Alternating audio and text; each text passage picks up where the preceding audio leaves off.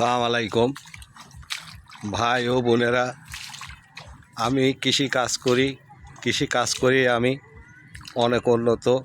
এটা আমার নিজের বাগানে আমি আবাদ করেছি। হ্যাঁ, আলহামদুলিল্লাহ। আমি এখন এই যে বিষ দিচ্ছি, বিষের ঢপ আমার কাঁধে। হ্যাঁ, দেখেন সবাই আপনারা, আমার এটা নিজের বাগান পড়ে থাকবে, তার কি আছে। আমি কিছু কৃষি আবাদ করেছি, এগুলি আমার ছেলেপেলেরা করতে নিষেধ করে, তারপরেও আমি এগুলি করি আর কি। এগুলি না করলে আমার ভালো লাগে না।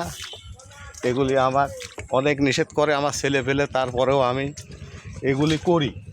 তার কারণ কোনো কর্মকে কোনোটা ছোটো মনে করা যাবে না, আপনারা ছোটো মনে করবেনও না।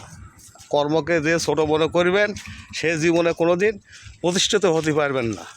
আল্লাহর পর ভরসা রেখে কর্ম করবেন, আল্লাহ নিশ্চয় আপনাকেও হয়তো ভালোবাসবে।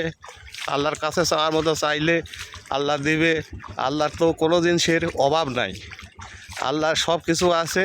আপনারা ঠিকমতো চাইবেন, ঠিকমতো আল্লাহর কাছে চাইলে পরে আল্লাহ উপরন্ত ভাণ্ডার, আল্লাহ ইনশাআল্লাহ আল্লাহ আপনাকেও দেবে।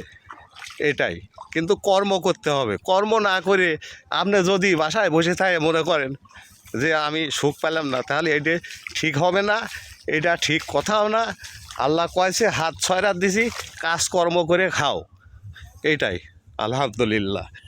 সবাই ভালো থাকবেন, সবাই সুখী থাকবেন, আমার জন্যে দোয়া করবেন, আমি আপনাদের জন্য দোয়া করি।